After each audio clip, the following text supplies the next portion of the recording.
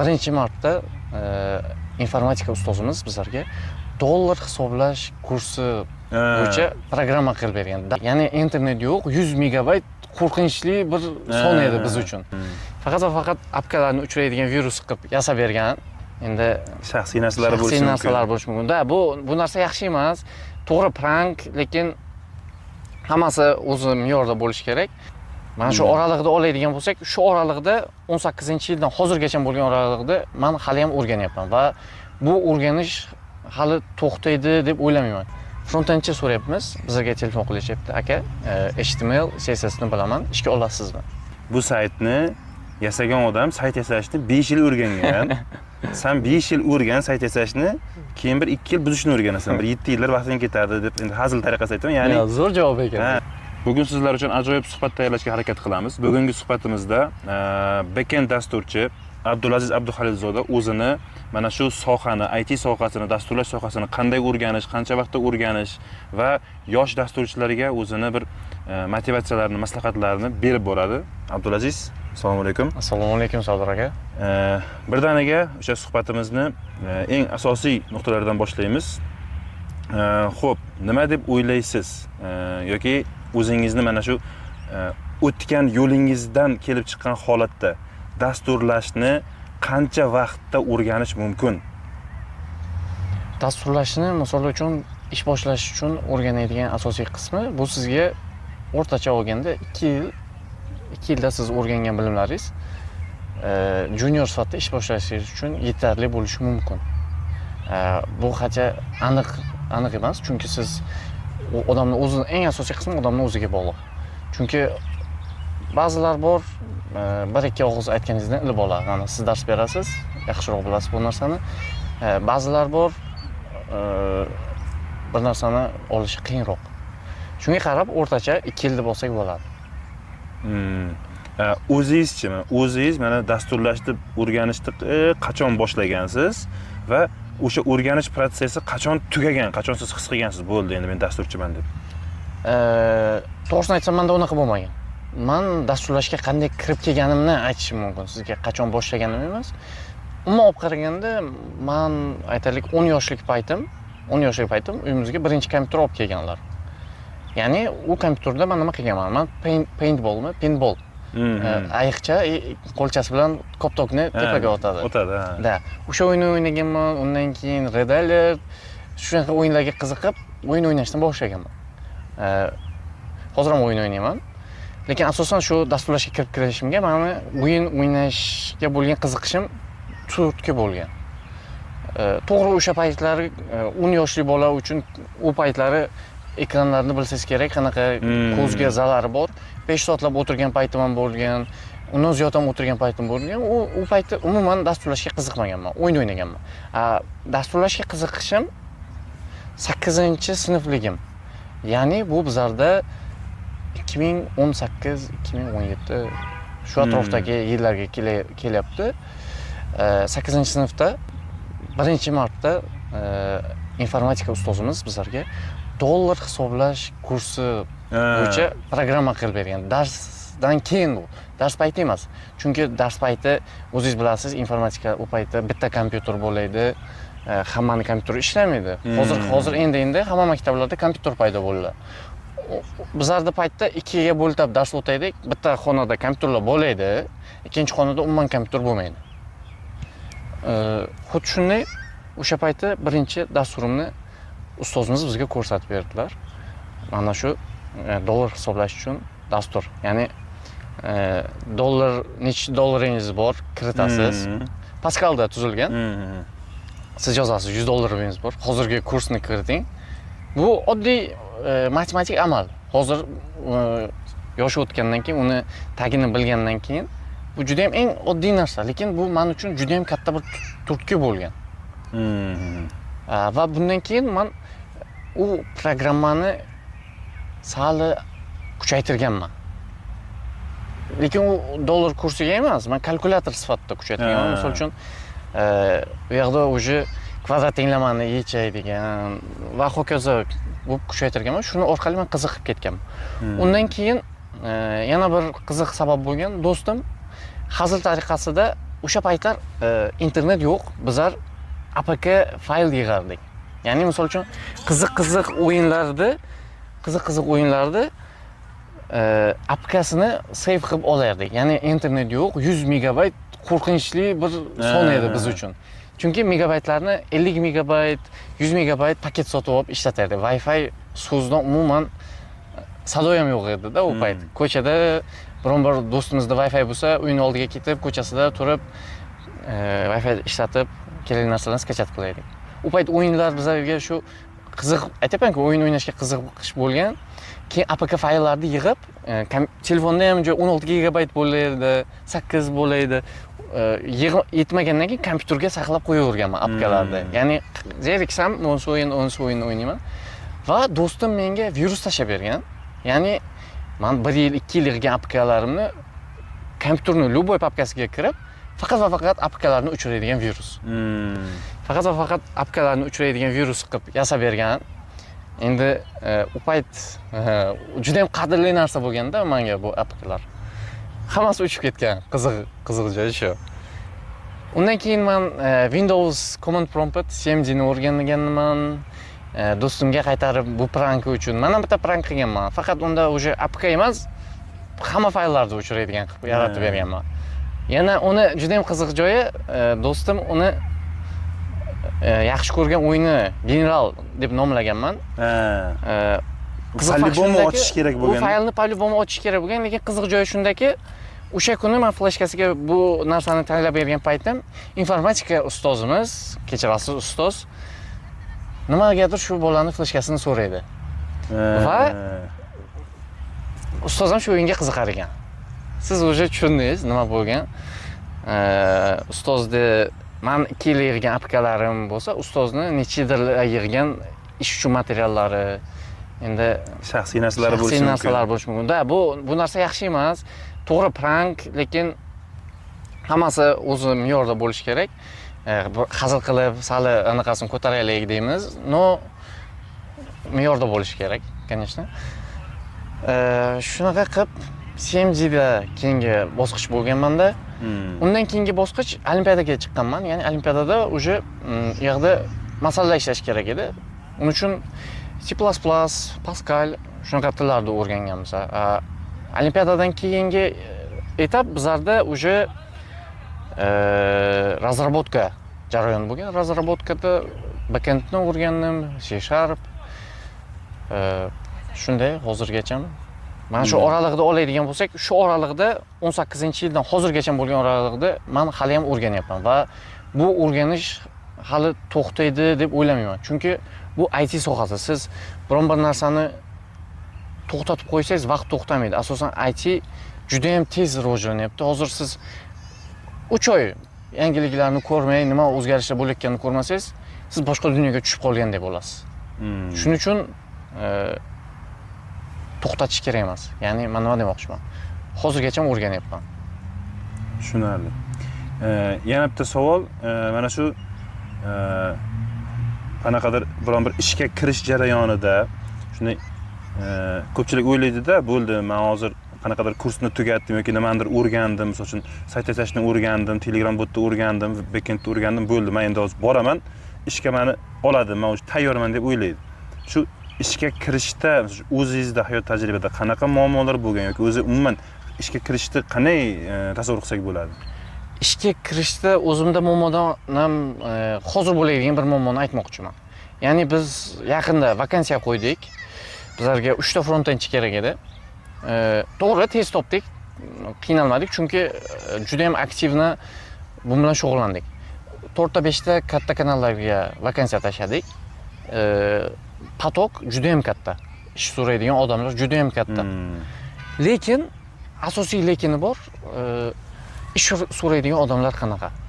Front-endchi so'rayapmiz, bizga telefon qilishyapti, aka, HTML, CSS ni bilaman, ishga olasizmi? Tabiiy holatku bunaqa ishlar 95% holatda ish ololmaydi. Ish ololmaydi. U nimaga sabab bo'lishi mumkin? Ko'pchilik aytadi, aka, men zo'r o'rganaman, faqat HTML, CSS ni bilaman, ish davomida o'rganaman. Siz to'g'ri tushunishingiz kerak, siz ishga o'rganish uchun olinmaydi aksariyat holida. Siz u yoqda ishlab vazifangizni bajarishingiz kerak. Ishga kirishda hozir ko'pchilikda shu muammo, ya'ni ikkita narsani o'rganib olib ishga kirish mumkin degan qanaqadir xayol paydo bo'lgan odamlarda. Agar siz ishga kirmoqchi bo'lsangiz, men o'ylayman siz front-endchi bo'lsangiz, siz qolgan boshqa misol uchun backka taalluqli, DevOpsga taalluqli narsalarni ham qanaqadir qismini siz biling. Sizga ishga oladiganida shu narsalarni qo'shib aytsangiz, ish oluvchi odam sizga nisbatan ijobiy fikrlar paydo bo'ladi. Ya'ni sizni ishga olishga unda ko'proq yana sabablar paydo bo'ladi. Demak, bu DevOps bilan ishlay oladi, backendchi bilan ishlay oladi degan fikrlar paydo bo'ladi. Chunki dasturlash hech qachon full stackchiman, bir o'zim hamma ishni qilaman degan odam qanaqadir qism to'g'ri zo'r qiladi ular. Men ular qila olmaydi demoqchi emas. Qanaqadir qisman baribir chetda qoladi. Shuning uchun dasturlash asosan jamoaviy ish. Jamoada o'zingizni o'rningizni bildira olishingiz kerak. Asosiy shu narsa ham ishga olishda ko'p rol o'ynaydi, lekin hozirgi kunda ko'pchilik bu narsaga e'tibor bermaydi. Zo'r programmist, zo'r kod yoza olsam bo'ldi dedi. Lekin asosiysi networking ham katta rol o'ynaydi. Tushunarli. Keyin yana bitta savol. Hozir misol uchun yoshlarda ko'p, men o'zimning tajribamdan kelib chiqib ko'p nima qiladi?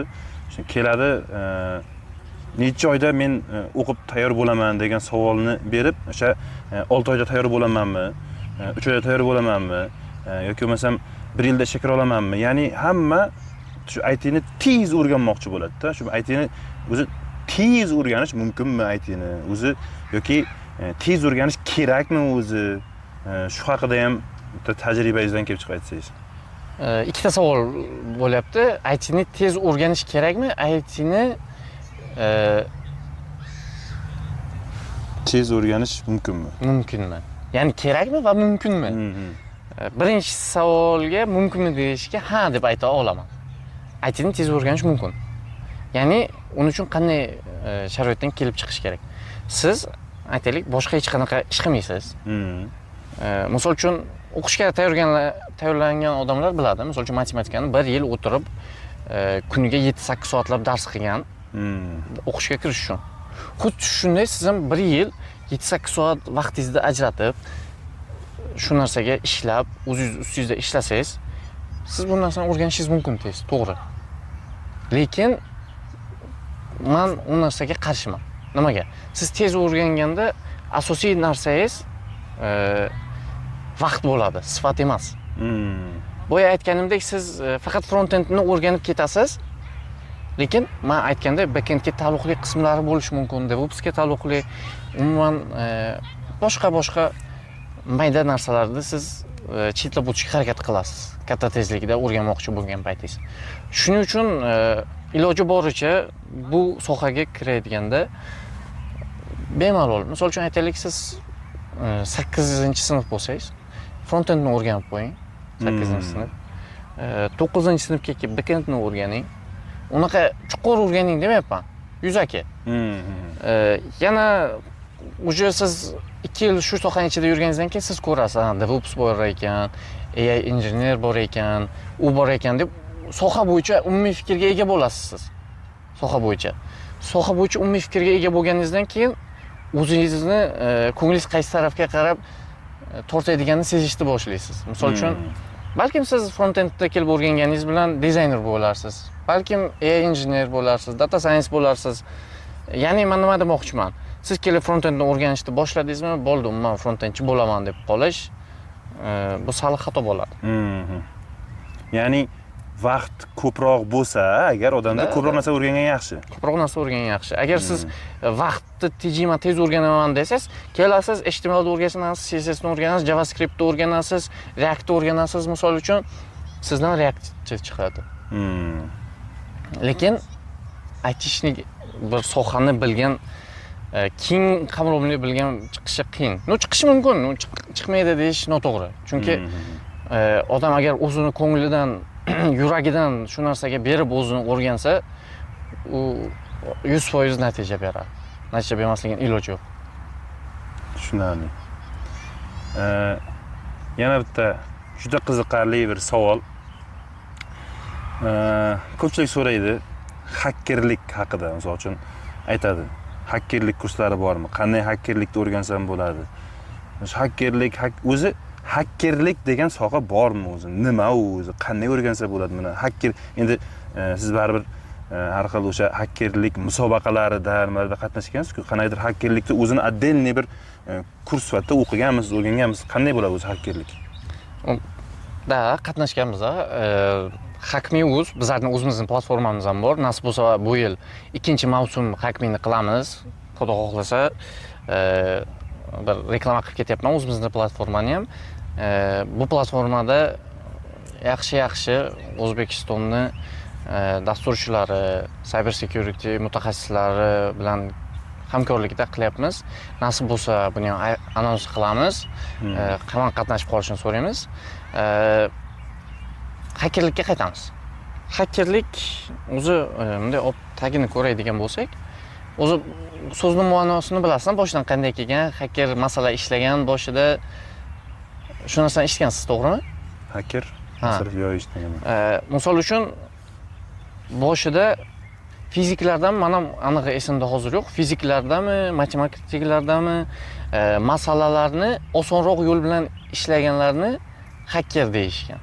Ya'ni hak qilgan. Ya'ni aynalib o'tgan. Shu osonroq yo'lni topib, qiyin yo'lni aynalib o'tgan degan ma'noda ishlatilgan. Hozir bizga kelib bu hacker desa, ko'pchilik buzg'unchi deb tushunadi. Yo'q, ular prosta osonroq yo'lni topishga harakat qilgan. Ko'psi hakkerman deb yurgan hozirgi odamlarni ko'rsak, qanaqadir Wi-Fi взлом qiladigan programmani установка qilib olgan, telefoniga root prava qo'ygan, misol uchun, Wi-Fi ni buzib yuribdi.